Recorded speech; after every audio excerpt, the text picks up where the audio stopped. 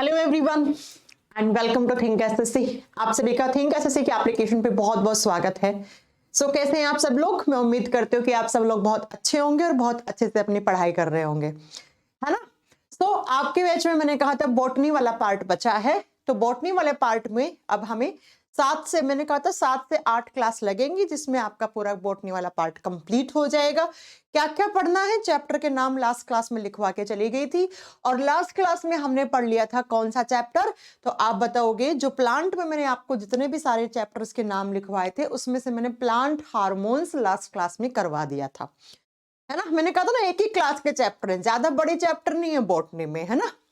आज की क्लास में हम क्या पढ़ लेने वाले हैं? आज की क्लास में हम पढ़ लेंगे बच्चों किसके बारे में, तो आज हम प्लांट टिश्यू के बारे में। मैंने कहा था ना बच्चों को थोड़ा सा टफ लगता है बॉटनी पढ़ना, और specially plant tissue, plant classification. Ma'am बहुत टफ है, अजीब अजीब से नाम है मैम, याद नहीं होते हैं, लेकिन कोई बात नहीं, आप एक दो बार दिमाग से निकालोगे तो ये सब नाम आपको याद हो जाएंगे, और जब ऑप्शनल पेपर है तो आपको देखते ही टिक कर दोगे आप, है ना। देखो, प्लांट टिश्यू से 15-20 क्वेश्चन हैं जो बार बार रिपीट होते हैं, कुछ एक्स्ट्रा एड ऑन नहीं होते हैं इसमें क्वेश्चंस, इसलिए छोटा सा चैप्टर है, थोड़ा सा टफ लगेगा, नाम सुनने में टफ लगेंगे, लेकिन जब एक दो बार दिमाग से निकाल के नोट्स भी बना लोगे तो आपको याद भी आसानी से हो जाएगा। चलिए लिखेंगे आप प्लांट टिश्यू। प्लांट टिश्यू नाम से क्लियर है, वो टिश्यू जो प्लांट में पाए जाते हैं। आप सब जानते हो कि प्लांट्स भी लिविंग्स होते हैं, और लिविंग्स क्या होता है? जिसका बॉडी सेल से मिलकर बना हुआ होता है। भाई इतनी बायोलॉजी तो पढ़ा दी मैंने आपको, 70-80 क्लासेस, है ना। तो क्या आपको पता है कि प्लांट्स भी लिविंग्स होते हैं, और लिविंग्स वही होते हैं जो किसके बने हुए होते हैं? जो सेल्स के बने हुए होते हैं। अब बात करते हैं बच्चा कि टिश्यू क्या होता है, उत्तक क्या होता है। जब बहुत सारी सेल्स का ग्रुप बन जाता है इस तरीके से, देखो ये बहुत सारी सेल्स हैं, ऐसे करके बहुत सारी कोशिकाएं हैं, और इन कोशिकाओं का क्या बन गया? इस तरीके से एक ग्रुप बन गया, एक समूह बन गया। तो इस स्ट्रक्चर को, इस संरचना को हम क्या नाम देंगे? इसी को हम टिश्यू बोलेंगे, इसी को हम उत्तक बोलेंगे। तो टिश्यू क्या होता है? Group of cells is known as tissue. कोशिकाओं के समूह को हम उत्तक कहते हैं, और ऐसे टिश्यूज जो प्लांट में पाए जाते हैं तो उनको हम प्लांट टिश्यू कह देंगे। बात समझ में आ गई होगी। ये प्लांट टिश्यू अलग अलग टाइप के होते हैं। अब आप खुद सोचो कि जड़ें होती हैं प्लांट की, उसका अलग काम होता है, जो तना होता है उसका अलग काम होता है, जो पेड़ के पत्ते होते हैं उनका अलग काम होता है। तो बच्चों इन प्लांट के पार्ट्स में अलग अलग टाइप के टिश्यूज प्रेजेंट होते हैं, और हमें वही पढ़ना है यहाँ पे। सबसे पहले आपको पता लग गया है कि क्या होते हैं टिश्यूज। टिश्यूज किसको बोलोगे? तो आप बताओगे group of cells is known as tissue. जब बहुत सारी सेल्स मिलकर आपस में ग्रुप बना लेती हैं तो उसी को हम टिश्यू, उसी को हम उत्तक कहते हैं। अब बात करते हैं, सबसे पहले हम एक फ्लो चार्ट बनाएंगे कि प्लांट टिश्यू कितने टाइप के होते हैं, क्या क्या नाम है। सबसे पहले तो आपको नाम ही याद करने हैं, इनको कितनी कैटेगराइज में करते हैं, हम कितनी कैटेगरी में कैटेगराइज करते हैं, कैसे कैसे इसका क्लासिफिकेशन किया गया है। चलिए सबसे पहले लिखेंगे हम प्लांट टिश्यू को हम 2 कैटेगरी में डिवाइड करते हैं। बहुत ध्यान से समझना बच्चा, अगर ध्यान से समझोगे ना तो सब कुछ समझ में आ जाएगा। एक तरफ आप लिखोगे मेरिस्टेमेटिक टिश्यू। कौन से बच्चा? Meristematic tissue. प्लांट में जो पहले टिश्यू का टाइप है उसको बोलते हैं हम मेरिस्टेमेटिक टिश्यू, और हिंदी में इसको बोलते हैं विभज्योतक उत्तक। विभज्योतक उत्तक। हिंदी पढ़ना ज्यादा टफ है, इंग्लिश तो फिर भी आसान है इधर। दूसरी तरफ जो प्लांट टिश्यू होते हैं उनको हम बोलते हैं परमानेंट टिश्यू। परमानेंट टिश्यू, और हिंदी में कहा जाता है बच्चा स्थायी उत्तक। जो परमानेंट हो गए हैं, अब जो स्थायी हो गए हैं, तो हम इसको बोलेंगे स्थायी उत्तक या परमानेंट टिश्यू। तो बेसिकली आपने प्लांट टिश्यू को 2 पार्ट्स में डिवाइड कर दिया। नंबर 1 पे मेरिस्टेमेटिक टिश्यू, एंड नंबर 2 पे आप बताओगे बच्चा परमानेंट टिश्यू। सबसे पहले इन दोनों की डेफिनेशन अच्छे से नोट डाउन करो। क्या देखो बच्चा, आपके मेरिस्टेमेटिक टिश्यू ऐसे होते हैं जिनकी सेल्स अभी भी डिवाइड करती हैं। ये वो टिश्यू हैं, कि जिनकी कोशिकाओं में अभी भी सेल डिवीजन होता है, कोशिका विभाजन होता है, यानी कि ऐसे टिश्यूज जिनकी सेल्स आज भी डिवाइड हो रही है प्लांट के अंदर, एक सेल से दो, दो से चार, चार से आठ, ऐसे बहुत सारी सेल्स बन रही हैं, यानी कि वो टिश्यू जो अभी भी प्लांट के अंदर डिवाइड हो रहे हैं और जिनसे सेल्स बनती जा रही हैं, हजारों लाखों करोड़ों सेल्स बनती जा रही हैं, जिनमें अभी भी कोशिका विभाजन की क्षमता पाई जाती है, अभी भी उनमें सेल डिवीजन हो रहा है, सेल डिवीजन यहां पे प्रेजेंट है, यानी कि ऐसे पादप पादप उत्तक जिनके अंदर जो कोशिकाएं हैं वो कोशिकाएं अभी भी विभाजित होकर नई नई कोशिकाओं का निर्माण कर रही हैं, ऐसे उत्तकों को विभजोतक उत्तक कहते हैं। इस टाइप के सेल, ऐसे आपके प्लांट टिश्यू जिनके अंदर अभी भी सेल डिवीजन हो रहा है, अभी भी उनकी सेल्स डिवाइड हो रही हैं और बहुत सारी नई नई सेल्स, बहुत सारे नए नए टिश्यूज बना रहे हैं, तो उसी को हम मेरिस्टेमेटिक टिश्यू कहते हैं।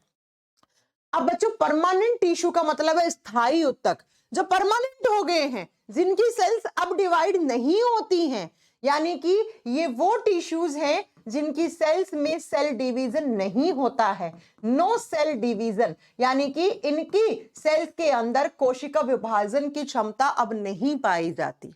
लिख लीजिए कि इनमें इन प्रकार के टिश्यूज की जो कोशिकाएं होती हैं उनमें कोशिका विभाजन नहीं होता है बच्चों, अब इनकी सेल्स डिवाइड नहीं करती हैं, यानी कि अब ये परमानेंट बन गए हैं बच्चों। तो आपसे दो क्वेश्चन तो यही बन गए, मैंने कहा ना 15-20 क्वेश्चन बनेंगे, सारे क्लास में याद करवा दूंगी मैं। आपसे पूछेगा वो प्लांट टिश्यू जिनकी सेल्स अभी भी डिवाइड करती हैं वो मेरिस्टेमेटिक टिश्यू हैं, जिनकी सेल्स अब डिवाइड नहीं करती हैं उनको हम परमानेंट टिश्यू, उनको हम स्थायी उत्तक कहते हैं, जो परमानेंट हो गए हैं, अब उनमें सेल डिवीजन नहीं हो रहा है, सेल डिवीजन खत्म हो गया, अब नहीं होगा। अब बच्चों, जिनमें सेल डिवीजन हो रहा है, यानी कि एक सेल से दो, दो से चार, चार से आठ, ऐसे बहुत सारी बन रही है, तो इसका मतलब नई सेल्स बन रही है, तो उस प्लांट की ग्रोथ करवाने का काम कर रहे हैं। तो ये जो मेरिस्टेमेटिक टिश्यू होते हैं ना, ये प्लांट की ग्रोथ एंड डेवलपमेंट करवाते हैं बच्चा, ये किसी भी प्लांट की वृद्धि और विकास करवा रहे हैं। क्यों? क्योंकि इनकी सेल्स अभी भी डिवाइड हो रही हैं बच्चा, और जब अभी भी डिवाइड हो रही हैं तो एक सेल से बहुत सारी सेल्स, बहुत सारे नए नए सेल्स बन रही हैं, बहुत सारी नई सेल से टिश्यू से नया पार्ट बन रहा है, प्लांट का पार्ट बन रहा है।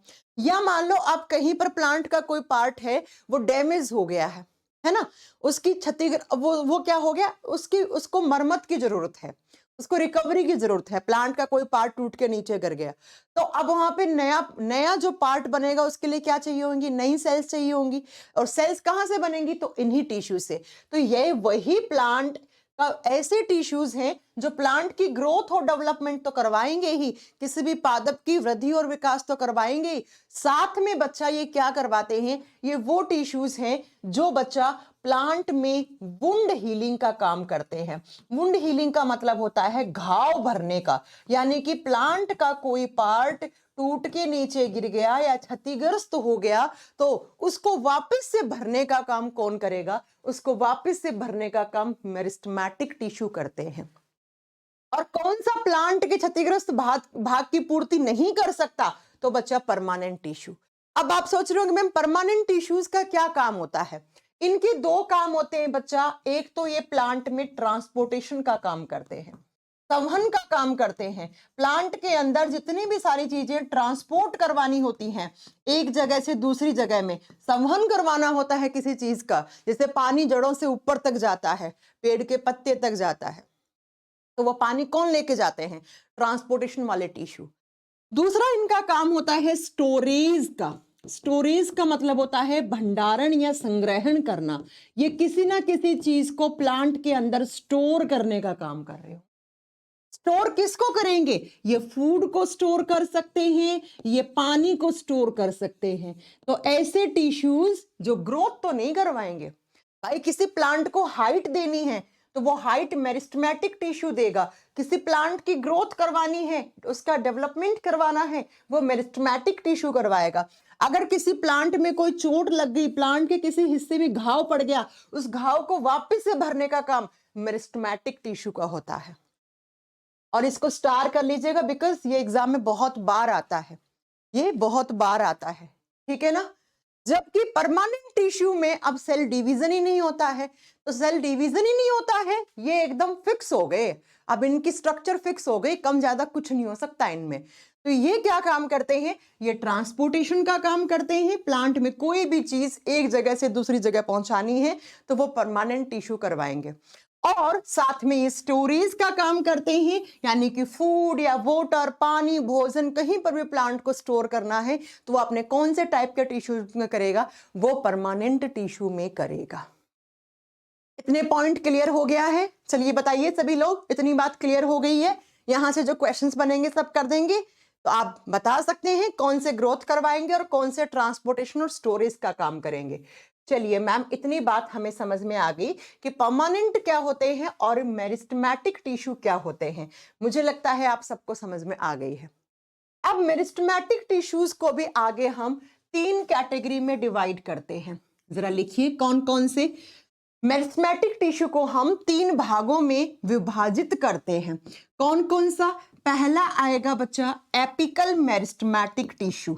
लिखिए एपिकल मेरिस्टेमेटिक टिश्यू। आगे आप लिख लेना मेरिस्टेमेटिक टिश्यू, मैं नहीं लिख रही हूं, ठीक है।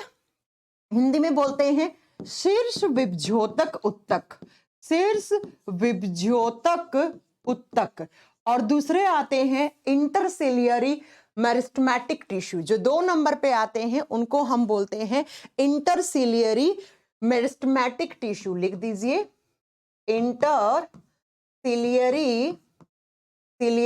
Meristematic tissue. और 3 नंबर पे आते हैं लैटरल मेरिस्टेमेटिक टिश्यू। हिंदी में इंटरसेल्युलरी को बोलते हैं अंतर्वेशी विभज्योतक उत्तक। मैंने कहा ना थोड़ी से नाम टफ लगेंगे, लेकिन जब आप इनको 2-3 बार पढ़ लोगे तो ना आपको कोई टफ नहीं लगेगा। लैटरल को बोलेंगे पार्श्व विभज्योतक टिश्यू। तो मैंने कहा जो टिश्यूज प्लांट की ग्रोथ करवाते हैं, प्लांट को हाइट देते हैं, प्लांट को में सेल डिवीजन करवा रहे हैं अभी भी, उनको हम 3 कैटेगरी में डिवाइड करते हैं। यानी कि मेरिस्टेमेटिक टिश्यू को आगे हम 3 पार्ट्स में डिवाइड करते हैं। कौन कौन सा? एपिकल मेरिस्टेमेटिक टिश्यू, 2 नंबर पर इंटरसेल्युलरी मेरिस्टेमेटिक टिश्यू, एंड 3 नंबर पे लैटरल मेरिस्टेमेटिक टिश्यू, शीर्ष विभज्योतक। 2 नंबर पे आप बताओगे बच्चा अंतर्वेशी विभज्योतक उत्तक, और 3 नंबर पे पार्श्व विभज्योतक उत्तक। अब इन तीनों के बारे में हमें फंक्शन, इनके बारे में डिटेल में पढ़ना है। अब इधर आते हैं परमानेंट टिश्यू को भी हम 2 कैटेगरी में डिवाइड करते हैं। एक होते हैं सिंपल परमानेंट टिश्यू, भाई जो सिंपल टाइप की सेल से बने हुए हैं, सरल स्थायी उत्तक। सिंपल क्या के इंग्लिश में लिख देना, सिंपल परमानेंट टिश्यू, ठीक है। सिंपल स्थायी उत्तक यानी कि सरल स्थायी उत्तक एक ही प्रकार की कोशिकाओं से मिलकर बने हुए हैं जिनकी स्ट्रक्चर बहुत सिंपल है। दूसरे होते हैं कॉम्प्लेक्स परमानेंट टिश्यू। दूसरे आते हैं बच्चा कॉम्प्लेक्स परमानेंट टिश्यू, जटिल स्थायी उत्तक, यानी कि जिनकी structure different kind of cell से बनी हुई है, जिनकी स्ट्रक्चर कॉम्प्लेक्स है, जटिल है, उसको जटिल स्थायी उत्तक बोलेंगे। अब ये जो सिंपल है ये भी आगे 3 कैटेगरी में डिवाइड हो जाते हैं। कौन कौन से? नंबर 1 पे आता है पैरेनकाइमा, हिंदी में सेम नाम है पैरेनकाइमा। 2 नंबर पे आता है कॉलिनकाइमा, 2 नंबर पे आता है बच्चा कॉलिनकाइमा, और 3 नंबर पे आता है स्क्लेरेनकाइमा, स्क्लेरेनकाइमा। यानी कि सिंपल परमानेंट टिश्यू को भी हम आगे 3 कैटेगरी में डिवाइड करते हैं, पैरेनकाइमा, कॉलिनकाइमा एंड स्क्लेरेनकाइमा।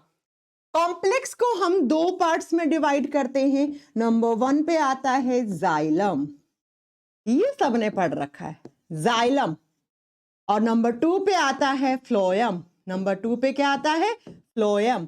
तो कॉम्प्लेक्स परमानेंट टिश्यूज को हम 2 कैटेगरी में डिवाइड करते हैं। अब बच्चों सबसे पहले तो आपको पता होना चाहिए कौन सा टिश्यू किस टाइप का है। फॉर एग्जाम्पल आपसे पूछ लिया कि इंटरसेल्युलरी टिश्यू किस टाइप का है, तो आप क्या बताओगे? ये एक मेरिस्टेमेटिक टिश्यू है। आपसे पूछ लिया जाइलम और फ्लोएम किस प्रकार के टिश्यू हैं, ये कॉम्प्लेक्स परमानेंट टिश्यू हैं। आपसे पूछ लिया पैरेनकाइमा, कॉलिनकाइमा, स्क्लेरेनकाइमा किस प्रकार के टिश्यू हैं, सिंपल परमानेंट टिश्यू हैं, सरल स्थायी उत्तक हैं। हाँ जी बच्चों, समझ में आ गई इतनी बात? कोई प्रॉब्लम नहीं है। मैं फिर से कह रही हूँ, थोड़े से नाम टफ हैं, लेकिन जब एक दो बार पढ़ लोगे, एक बार नोट्स बना लोगे, एक बार क्लास में देख लोगे, एक बार रिवीजन कर लोगे, सब आसान लगने लग जाएगा। अब हमें सबके फंक्शन पढ़ने हैं एक एक करके। चलिए स्टार्ट यहां से करेंगे। एपिकल मेरिस्टेमेटिक टिश्यू क्या करवाता है ना? बाकी मेरिस्टेमेटिक टिश्यू की डेफिनेशन लिखवा चुकी हूं, उसका फंक्शन लिखवा चुकी हूं, क्या होते हैं। आइए जरा जरा बात करते हैं सबसे पहले कि एपिकल मेरिस्टेमेटिक टिश्यू क्या काम करता है। इसके नीचे इसका फंक्शन लिखेंगे। ये क्या काम करता है बच्चा? ये एपिकल वाले पार्ट की ग्रोथ करवाता है। अब एपिकल का मतलब क्या है? शीर्ष भाग की। बच्चों आपको पता है कि प्लांट का जो इस तरीके से एक प्लांट है, इसके इस टिप वाली भाग की, इसको बोलते हैं टिप। इस टिप वाले पार्ट की शीर्ष भाग की ग्रोथ करवाता है। ग्रोथ कैसे करवाएगा? क्योंकि मेरिस्टेमेटिक टिश्यू है, इसमें सेल डिवीजन होता है, तो ये शीर्ष भाग की ग्रोथ करवाता है। यहां ऊपर की तरफ स्टेम बनेगा, तना बनेगा।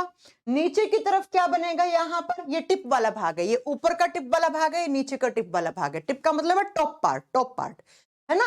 तो नीचे की तरफ क्या बनेंगी? इससे रूट्स बनेंगी, जड़ें बनेंगी। ऊपर की तरफ क्या बनेगा? इससे स्टेम बनेगा, तना बनेगा।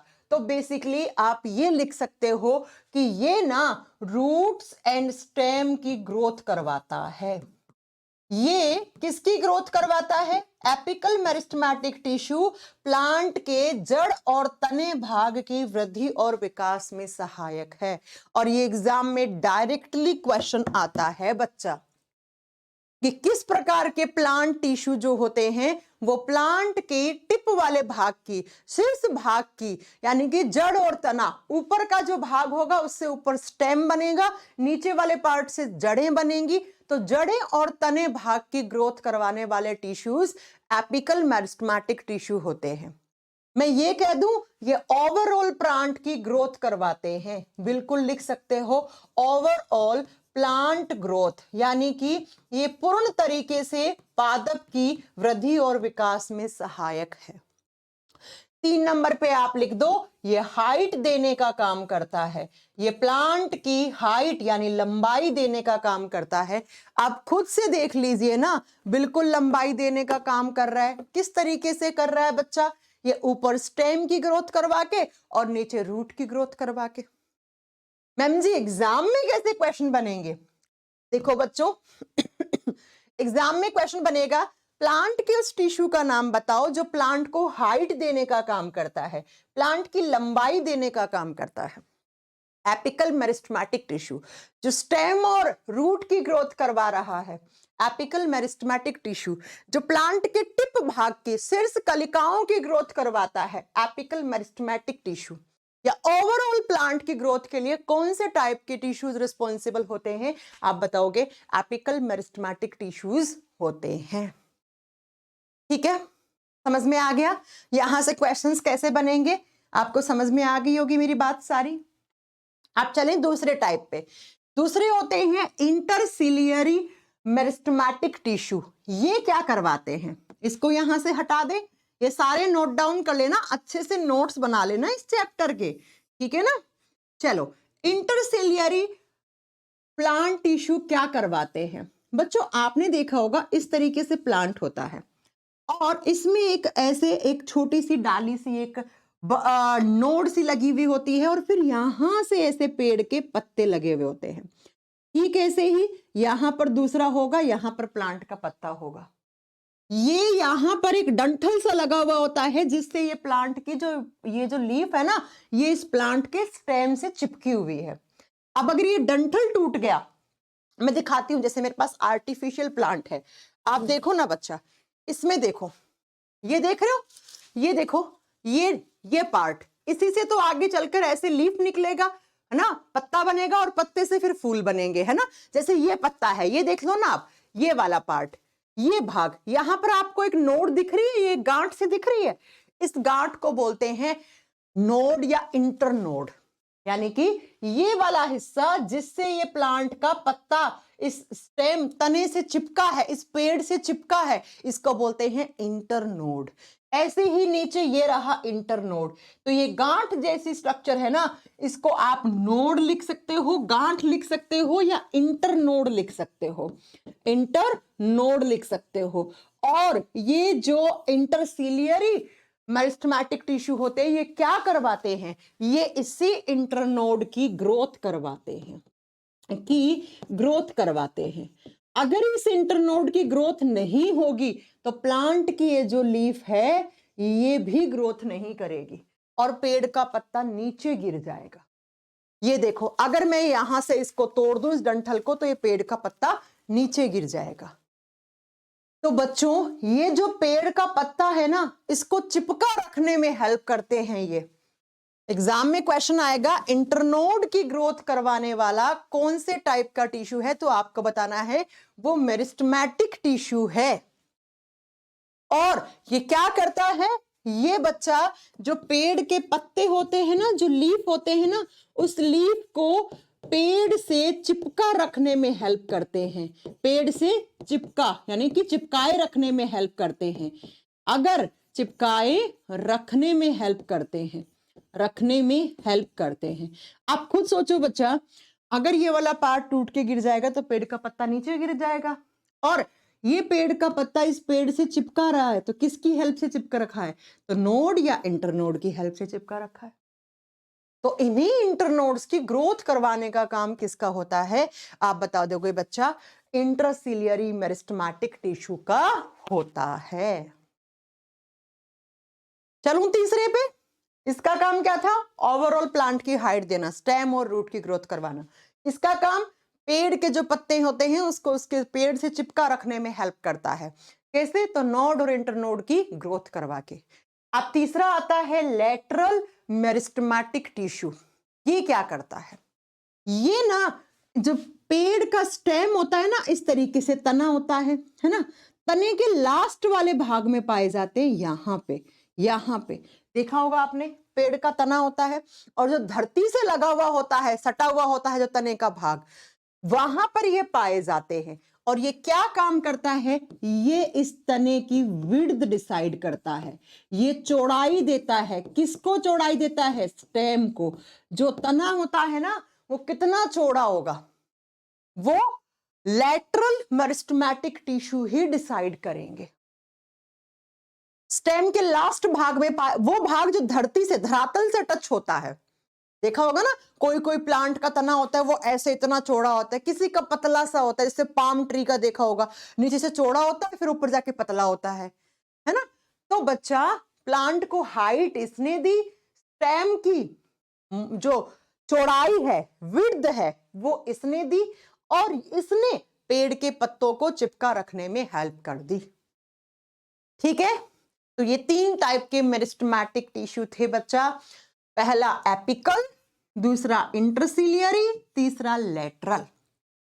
और तीनों के बारे में आपको अच्छे से मैंने पढ़ा दिया है कि कहां कहां से क्वेश्चन आएंगे। ये तीनों हम पढ़ चुके हैं। अब हम पढ़ेंगे सिंपल परमानेंट टिश्यू। तीन टाइप के होते हैं, parenchyma, collenchyma and sclerenchyma. Number 1 पे लिखो पैरेन्काइमा क्या करते हैं। अब आप में से मुझे कौन बच्चा बताएगा कि पैरेन्काइमा ग्रोथ करवा सकता है या नहीं करवा सकता है। भैया, पैरेन्काइमा ग्रोथ नहीं करवा सकता। क्यों? क्योंकि मैम ये तो परमानेंट टिश्यू है, इसकी सेल सब डिवाइड नहीं होती हैं, और जिनमें सेल डिवीजन होता ही नहीं तो वो ग्रोथ नहीं करवा सकता। तो परमानेंट टिश्यूज जो होते हैं वो कभी भी सेल्स की ग्रोथ यानी कि प्लांट की ग्रोथ के लिए रिस्पॉन्सिबल नहीं होते हैं। फिर ये क्या काम करता है, मैंने थोड़ी देर पहले बताया, ये स्टोरेज का काम करता है। लिखो बच्चा, इसका काम होता है प्लांट में स्टोरेज। स्टोरेज का मतलब है कोई भी चीज ज्यादा हो गई तो उसका संग्रहण या उसका भंडारण करना। किस किस का स्टोरेज, ये फूड स्टोर कर सकता है और ये स्टार्च वगैरह को स्टोर करने का काम करता है। एग्जाम में क्वेश्चन आएगा किस प्रकार के प्लांट टिश्यू होते हैं, वो स्टोरेज करने का काम करते हैं, तो आपको बताना है वो आपके पैरेन्काइमा होते हैं। और पैरेन्काइमा सॉफ्ट टिश्यू होते हैं, ये नरम उत्तक होते हैं, मुलायम उत्तक होते हैं, ये नरम उत्तक होते हैं या मुलायम उत्तक होते हैं।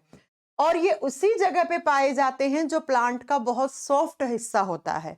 जैसे ये प्लांट की जड़ों में पाए जाएंगे, रूट्स में, और प्लांट का जो फ्लावर होता है, जो फूल होता है, उसमें पाए जाएंगे।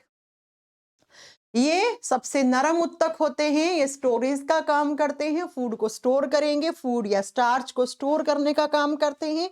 और ये सॉफ्ट हिस्से में पाए जाते हैं, जैसे रूट्स, जड़, और जैसे फ्लावर यानी कि उसका फूल, उसमें पाए जाते हैं। अब बच्चों जरा एक मेरी बात ध्यान से सुनो। पैरेन्काइमा क्या है? टिश्यू है। तो टिश्यू है मान लो इस तरीके से। अब इसमें बहुत सारी सेल्स होंगी, भाई बहुत सारी सेल्स के ग्रुप को ही तो हम टिश्यू कहते हैं। उत्तक क्या होता है? बहुत सारी कोशिकाओं के समूह को हम उत्तक बोलते हैं। तो इसमें भी बहुत सारी सेल्स होंगी, लेकिन बच्चों इसमें एक सेल यहाँ है, फिर यहाँ है, फिर यहाँ है। तो इसमें ये जो सेल्स के बीच में गैप है ना, ये बहुत ज्यादा होता है। पैरेन्काइमा ऐसे टिश्यूज होते हैं जिनकी सेल्स के बीच में जो इंटरमीडिएट स्पेस होता है ना, वो बहुत ज्यादा होता है, और बहुत ज्यादा है इसीलिए ये सॉफ्ट है। बहुत ज्यादा स्पेस है यानी कि सेल्स कम है, स्पेस लूजली पैक्ड है आपकी सेल्स, एक सेल यहाँ, एक यहाँ, एक यहाँ, इसलिए सॉफ्ट पार्ट बनाते हैं। तो इसमें लिखो कि पैरेन्काइमा के अंदर जो सेल्स होती हैं उनके बीच का जो इंटरमीडिएट गैप होता है या इंटरमीडिएट स्पेस होता है, वो बहुत ज्यादा होता है बच्चा, वो अधिक होता है, वो मैक्सिमम होता है। और ये एग्जाम में क्वेश्चन आता है बच्चा कि कौन से टाइप के टिश्यूज के बीच में जो गैप होता है, जो अंतर कोशिकीय गैप, इसको हिंदी में अंतर कोशिकीय गैप यानी कि जगह बोलेंगे, सबसे ज्यादा पाई जाती है। तो आप बताओगे बच्चा वो पैरेन्काइमा में होता है। तो पैरेन्काइमा की सेल्स के बीच में गैप जाता है, जिस गैप को हम इंटरमीडिएट स्पेस बोलते हैं, जिसकी वजह से ये सॉफ्ट टिश्यूज की कैटेगरी में आते हैं। ये सॉफ्ट वाला हिस्सा बनाता है प्लांट का। पैरेन्काइमा, कोलेन्काइमा, स्क्लेरेन्काइमा में सबसे ज्यादा सॉफ्ट यही होते हैं, क्योंकि इनकी सेल्स के बीच में जो गैप होता है वो बहुत ज्यादा होता है। साथ में इनका काम, नेक्स्ट काम, ये भी ट्रांसपोर्टेशन में हेल्प करते हैं। ये भी प्लांट के अंदर ट्रांसपोर्टेशन का काम करेंगे। भैया मैंने बताया था कि जो परमानेंट टिश्यू होते हैं वो संवहन का काम करते हैं, वो ट्रांसपोर्टेशन का काम करते हैं। कोई भी चीज प्लांट के एक हिस्से से दूसरे हिस्से में पहुंचानी है तो इनकी हेल्प से चली जाएगी। नेक्स्ट आप बताओगे बच्चा, ट्रांसपोर्टेशन तो करवाती ही हैं, स्टोर करती हैं, इसके साथ साथ आपने देखा होगा पानी के ऊपर बहुत सारे प्लांट होते हैं जो तैरते रहते हैं, वो इसी की वजह से तैरते रहते हैं। ये फ्लोटिंग में हेल्प करते हैं। जो फ्लोटिंग प्लांट्स होते हैं ना, उनमें यही टिश्यू सबसे ज्यादा पाए जाते हैं। क्यों बच्चा? क्योंकि सेल्स के बीच में गैप ज्यादा है, गैप ज्यादा है तो ये सॉफ्ट प्लांट बनाते हैं, सॉफ्ट प्लांट का हिस्सा बनाएंगे, सॉफ्ट तना बनाएगा, ये सॉफ्ट रूट बनाएगा, सॉफ्ट फ्लावर बनाएगा, और वो इतने मुलायम होते हैं कि वो पानी पे ऐसे फ्लोट करते रहते हैं, पानी पे तैरते रहते हैं। और ये एग्जाम में क्वेश्चन आता है बच्चा साफ साफ कि कौन से टिश्यूज पानी में तैरने वाले पादपों में अधिक पाए जाते हैं। ठीक है, और इसके साथ साथ ये फोटोसिंथेसिस में भी हेल्प करते हैं, ये प्रकाश संश्लेषण की क्रिया में भी सहायक होते हैं। लिख दीजिए, फोटोसिंथेसिस में भी हेल्प करते हैं, प्रकाश संश्लेषण की क्रिया में भी सहायक होते हैं। अब फोटोसिंथेसिस क्या होता है वो तो हम अलग से पढ़ेंगे। समझ में आ गया मेरी बात? हाँ जी। पैरेन्काइमा क्या करेगा? स्टोर करवाएगा, मेनली स्टोरेज का काम होता है, लेकिन उसके साथ छोटे मोटे काम और कर लेता है, जैसे ट्रांसपोर्टेशन, जैसे फोटोसिंथेसिस में भी हेल्प कर देता है। और जो प्लांट पानी के ऊपर तैरते रहते हैं, जो एक्वेटिक प्लांट होते हैं, उनमें सबसे ज्यादा पैरेन्काइमा टिश्यू पाए जाते हैं, बिकॉज वो सॉफ्ट होते हैं। नेक्स्ट 2 नंबर पे आता है कोलेन्काइमा, नंबर 2 पे आता है कोलेन्काइमा। कोलेन कायमा, ये भी सिंपल परमानेंट टिश्यू होते हैं। कोलेन कायमा का जो मेन काम होता है वो होता है प्लांट को मैकेनिकल सपोर्ट देना, फ्लेक्सिबिलिटी बढ़ाने का काम करता है ये प्लांट में। देखो कोलेन कायमा के अंदर जो सेल्स होती हैं उनके अंदर इंटरमीडिएट गैप कम होता है, जैसे एक सेल यहां है, फिर यहां है, फिर यहां है, फिर यहां है, फिर यहां है, फिर यहां है, फिर यहां है। यानी कि पैरेन्काइमा के मुकाबले में ये जो गैप होता है ना, ये गैप कम होता है। किसके मुकाबले में आप बताओगे बच्चा? गैप मिनिमम है किसके मुकाबले में? पैरेन्काइमा के मुकाबले में। पैरेन्काइमा में बहुत ज्यादा गैप था सेल्स के बीच में, इनमें ना बहुत ज्यादा है ना बहुत कम है। ठीक है, स्क्लेरेन्काइमा से कम होता है, पैरेन्काइमा से ज्यादा होता है गैप। ठीक है बच्चा, समझ गए आप? ओह, उल्टा बोल दिया मैंने। ठीक है, स्क्लेरेन्काइमा से ज्यादा और पैरेन्काइमा से कम। तो सबसे ज्यादा गैप किस में था? पैरेन्काइमा में। और जब गैप इतना कम है लेकिन कम है, इसी की वजह से ये प्लांट को फ्लेक्सिबिलिटी देते हैं, लचीलापन देते हैं, फ्लेक्सिबिलिटी देते हैं। आपने देखा होगा बच्चा कि बहुत तेज आंधी चलती है तो कोई कोई छोटे छोटे पौधे होते हैं ना, वो पूरे ऐसे मुड़ जाते हैं लेकिन टूटते नहीं हैं, है ना? टूटते नहीं हैं, बहुत मुड़ जाते हैं और फिर आंधी जब चली आती है तो फिर वापस से ठीक हो जाते हैं। फ्लेक्सिबिलिटी की वजह से वो नहीं टूट पाते हैं। ठीक है, तो प्लांट को फ्लेक्सिबल बनाने वाले टिश्यूज कोलेन्काइमा होते हैं। साथ में ये प्लांट को मैकेनिकल सपोर्ट देने का काम करता है। मैकेनिकल सपोर्ट तो आप समझ ही गए होंगे, है ना? प्लांट को सीधा खड़े रखने में भी हेल्प करता है। तो बताइएगा, इनमें जो पैरेन्काइमा होते हैं उनके मुकाबले में जो इंटरमीडिएट स्पेस होता है वो कम होता है। ये प्लांट को बेसिकली फ्लेक्सिबल बनाने का काम करते हैं, ताकि आंधी वांधी आए तो पेड़ मुड़ ना जाए, पेड़ टूट ना जाए, उसको फ्लेक्सिबिलिटी बनाने का काम करते हैं। और साथ में ये मैकेनिकल सपोर्ट देने का भी काम करता है प्लांट को। जबकि स्टोरेज का काम किसने किया? पैरेन्काइमा ने। इसने फ्लेक्सिबल बना दिया, सीधा खड़ा रखने में हेल्प कर दी प्लांट को। अब जो 3 नंबर पे आते हैं, कौन से? स्क्लेरेन्काइमा। ये क्या करता है? स्क्लेरेन्काइमा, ये तीनों किस प्रकार के टिश्यू है? तीनों सिंपल टिश्यू हैं। स्क्लेरेन्काइमा ये क्या करता है बच्चा? इसमें जो सेल्स होती हैं उनके बीच का गैप ना के बराबर, गैप होता ही नहीं है इसमें। इसमें जो सेल्स होती है ना, वो इस तरीके से एक दूसरे से चिपकी हुई होती हैं, ऐसे। देखो बच्चा, ऐसे। अब जब सेल्स के बीच में गैप नहीं है, ये सेल्स बहुत क्लोजली अटैच्ड हैं, इसका मतलब ये हार्ड स्ट्रक्चर बनाएगा, ये प्लांट के कठोर हिस्से को बनाने का काम करेगा। क्यों? क्योंकि सेल्स इस तरीके से हैं। तो लिख दो, इसमें इंटरमीडिएट गैप जो स्पेस होता है वो होता ही नहीं है।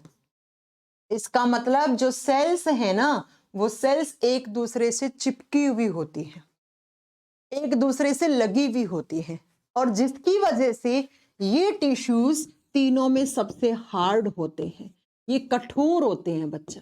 और ये प्लांट के कठोर हिस्से में ही सबसे ज्यादा पाया जाए। और इनका काम क्या होता है? इनका काम होता है प्रोटेक्शन देना। ये इतनी हार्ड कवरिंग बना देंगे जिसकी वजह से प्लांट के बहुत सारे हिस्से को प्रोटेक्शन मिल जाएगी, सुरक्षा मिल जाएगी। जैसे मैं भी आपको एक एग्जांपल देती हूं, आप मूंगफली खाते हो ना, मूंगफली छीलते हो, मूंगफली के बाहर एक कवर बना रहता है हार्ड सा, वो किसका बना हुआ है? वो स्क्लेरेन्काइमा का। अखरोट खाते हो, उसके बाहर, पिस्ता खाते हो, उसके बाहर एक लेयर लगी हुई होती है। तो कहने का मतलब है, ये जो सीड्स की आउटर लेयर होती है ना, सीड्स की जो बाहरी परत होती है, जो हार्ड होती है, उसको बनाने का भी काम करते हैं, आउटर लेयर को बनाने का भी काम करते हैं, को बनाने का काम करते हैं बच्चा। मूंगफली को आप जो छील के खा के उसका छिलका गिराते हो, दैट इज स्क्लेरेन्काइमा। अखरोट को खा के जो अखरोट का छिलका हटाते हो, दैट इज स्क्लेरेन्काइमा। जो प्लांट का जो स्टेम होता है उससे बार्क मिलती है, छाल मिलती है, दैट इज स्क्लेरेन्काइमा। लकड़ी जो आप जलाते हो दैट इज स्क्लेरेन्काइमा। तो 3 टाइप के सिंपल टिश्यूज थे, बताओ कौन कौन से? Parenchyma, collenchyma, sclerenchyma. सबसे सॉफ्ट पैरेन्काइमा, उसके बाद कोलेन्काइमा जो फ्लेक्सिबल बनाएगा, सॉफ्ट तो नहीं है लेकिन फ्लेक्सिबिलिटी देगा। सबसे हार्ड स्क्लेरेन्काइमा, ये प्रोटेक्शन देगा, बाहर बड़ी सी मोटी सी लेयर बना के प्रोटेक्शन देगा। इसका मतलब सिंपल टिश्यूज 3 टाइप के थे। सिंपल परमानेंट टिश्यू, हाँ जी गोविंद बिल्कुल सही बोला। कौन कौन से बताइए जरा, कौन कौन से, एक बार सभी लोग कमेंट करके। अब आपके लास्ट बचे हैं परमानेंट में कॉम्प्लेक्स परमानेंट टिश्यू। और जो कॉम्प्लेक्स परमानेंट टिश्यू होते हैं वो 2 टाइप के होते हैं। नंबर 1 पे जाइलम एंड नंबर 2 पे फ्लोएम। ये किस टाइप के टिश्यू हैं? ये कॉम्प्लेक्स हैं, याद रखना ये जटिल हैं, इनकी स्ट्रक्चर कॉम्प्लेक्स होती है, बहुत ही जटिल कोशिकाएं पाई जाती हैं। जाइलम एंड फ्लोएम, जाइलम और फ्लोएम 2 टाइप के कॉम्प्लेक्स परमानेंट टिश्यू होते हैं। ये दोनों वस्कुलर टिश्यू होते हैं, ट्रांसपोर्टेशन का काम करते हैं। और ऐसे टिश्यूज जो ट्रांसपोर्टेशन का काम करते हैं उनको हम वस्कुलर टिश्यूज कहते हैं, उनको हम संवहनी ऊतक कहते हैं। तो आपसे एग्जाम में क्वेश्चन पूछ ले वस्कुलर टिश्यू कितने टाइप के प्लांट में होते हैं, आप कहोगे 2 टाइप के। या कॉम्प्लेक्स वस्कुलर टिश्यू कितने टाइप के होते हैं? 2 टाइप के। कौन कौन सा? Xylem and phloem. ये वस्कुलर टिश्यू है बच्चा, ये ट्रांसपोर्ट का काम एक ही होता है सिर्फ, और वो है ट्रांसपोर्टेशन का। ठीक है बच्चा, चलो बात करते हैं जाइलम किसको ट्रांसपोर्ट करता है। जाइलम जैसे जल, ये वाटर और मिनरल्स को ट्रांसपोर्ट करता है। वाटर का मतलब पानी यानी जल, पानी को, और साथ में मिनरल्स को ट्रांसपोर्ट करता है। कहां से करता है बच्चा? प्लांट पानी कहां से लेते हैं? मिट्टी से। मिट्टी में क्या होती है प्लांट की? जड़ें। तो ये रूट से उठाता है पानी और मिनरल्स, मिनरल्स जैसे nitrogen, phosphorus, potassium etcetera etcetera, ये सब मिट्टी से मिलते हैं। और मिट्टी से पानी को सींचने का काम प्लांट की जड़ें करती हैं। तो जड़ों ने रूट से लेकर लीफ तक, प्लांट की जड़ों से लेकर प्लांट के पत्तों तक जो पानी पहुंचा रहा है उसको फ्लोएम कहते, उसको जाइलम कहते हैं। ऐसे प्लांट की जड़ होती है नीचे की तरफ ये, और यहां पर मान लो ऊपर लीफ लगी हुई है, तो यहां से लेकर यहां तक पानी और मिनरल्स को पहुंचाने का काम जाइलम का होता है। ठीक है, पेड़ की जड़ों से पत्तों तक पानी को पहुंचाने का काम करता है। फिर ये पानी क्या काम करता है? यही पानी तो हेल्प करता है फोटोसिंथेसिस में। तो जाइलम फोटोसिंथेसिस में हेल्प करेगा या नहीं करेगा? बिल्कुल करेगा। प्रकाश संश्लेषण की क्रिया में क्या होता है? कार्बन डाइऑक्साइड और पानी तो चाहिए होता है। तो पानी कहां से आया? वो जड़ों से। किस टिश्यू की हेल्प से? जाइलम की हेल्प से। ठीक है, फोटोसिंथेसिस में हेल्प करते हैं ये। और कहां से कहां लेके जा रहा है? जड़ कहां होती है? नीचे। और कहां? पेड़ के पत्ते में। तो अपवर्ड, नीचे से ऊपर जाना मतलब अपवर्ड। ये कैसे काम करता है? ये अपवर्ड डायरेक्शन में काम करता है।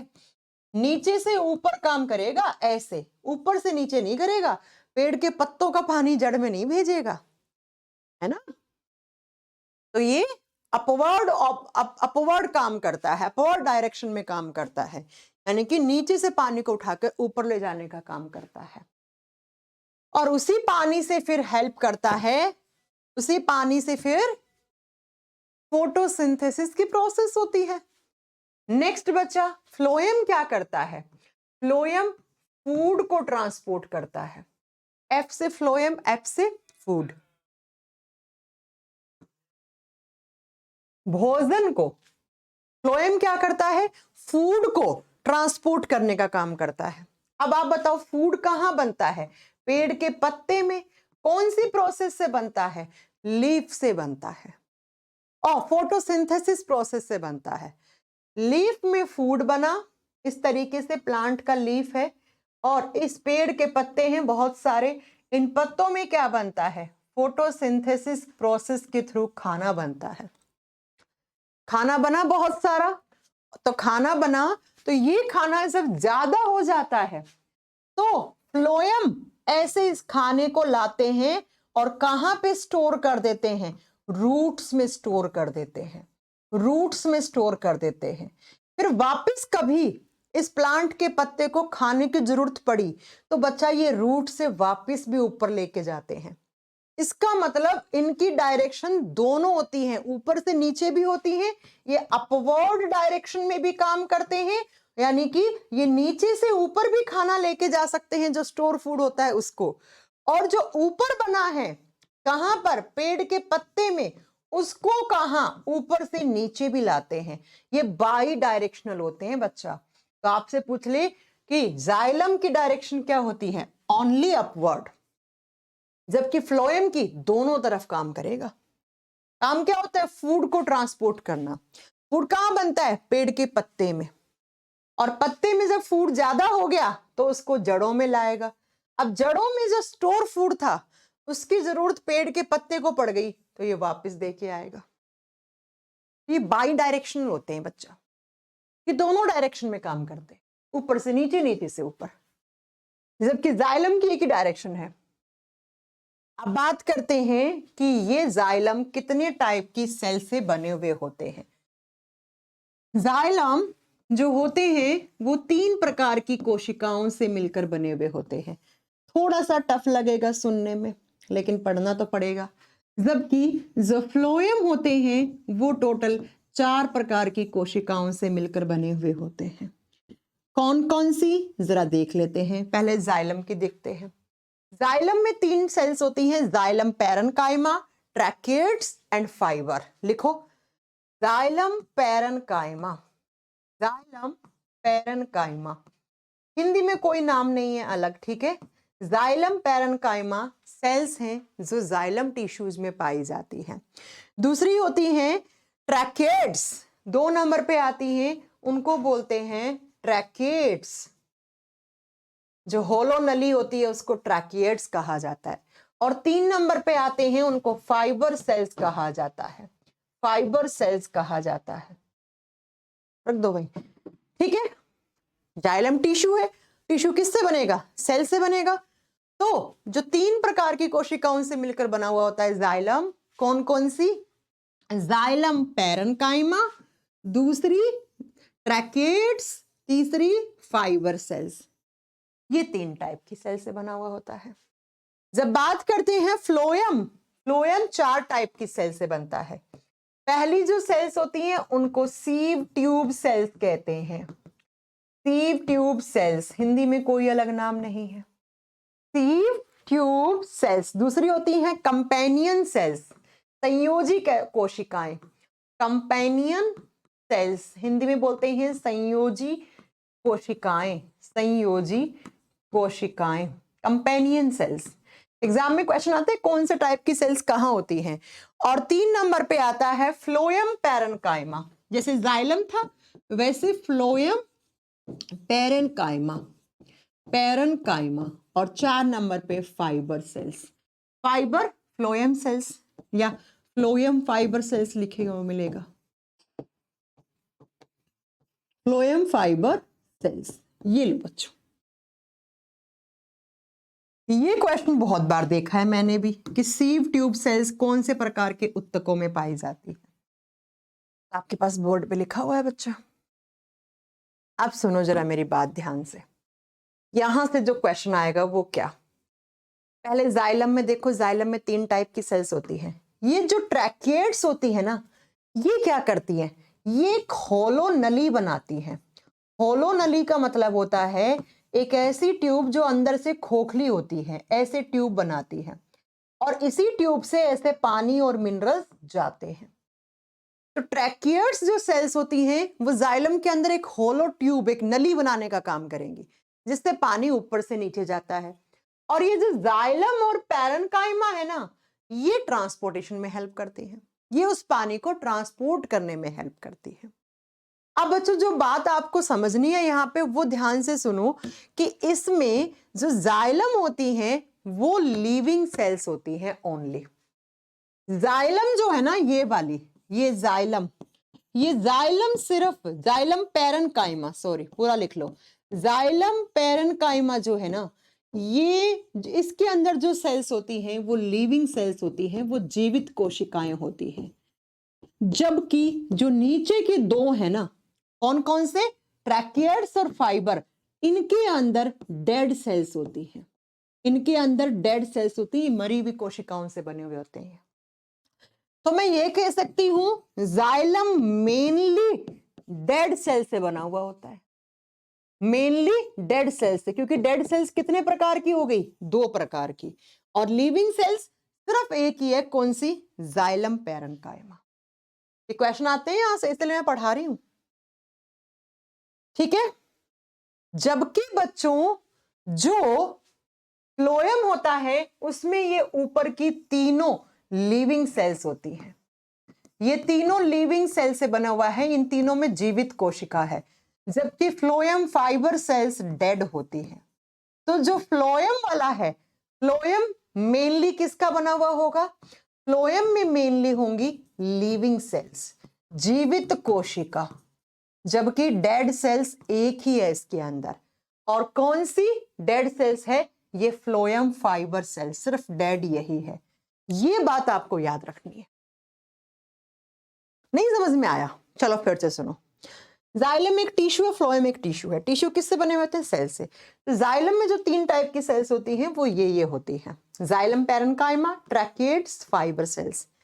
अब ये जो जाइलम पैरेन्काइमा और जो है ना वो क्या है बच्चा, आप बताओगे, ओनली लिविंग सेल है, इसमें जीवित कोशिकाएं हैं, बाकी 2 में डेड सेल हैं। तो मैं ये कह सकती हूँ जाइलम में डेडली मेनली क्या होती हैं, आपको बताना है बच्चा, डेड सेल्स होती, क्योंकि ज्यादा है डेड सेल, लिविंग सिर्फ एक है। फ्लोएम में 3 होती हैं लिविंग सेल और 1 होता है डेड सेल। तो मेनली फ्लोएम किसका बना हुआ है, लिविंग सेल्स का, जीवित कोशिका का, और जबकि फ्लोएम में सिर्फ एक ही क्या है, डेड सेल है, मृत कोशिका है। तो कौन सी, तो नाम पूछेगा तो फ्लोएम फाइबर सेल, और इसकी लिविंग सेल कौन सी, जाइलम पैरेन्काइमा। तो इन दोनों की डेड और लिविंग सेल्स याद रखनी है आपको, क्योंकि यहां से एग्जाम में क्वेश्चन आते हैं। और इसी के साथ आपका प्लांट टिश्यू चैप्टर फिनिश होता है मेरी साइड से। कितने टाइप के टिश्यू थे, ये रहे स्लाइड, सब पढ़ा दिया मैंने बच्चों आपको कि कितने टाइप के सेल्स होते हैं, कितने टाइप के टिश्यू होते हैं, सारे पढ़ लिया आपने। ये भी, ये भी, ये भी, ये सब पढ़ लिया।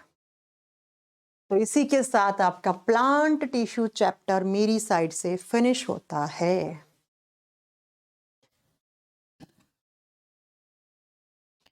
ठीक है बच्चों, कुछ भी प्रॉब्लम हो, क्वेश्चंस आप मेरे से पूछ लीजिएगा।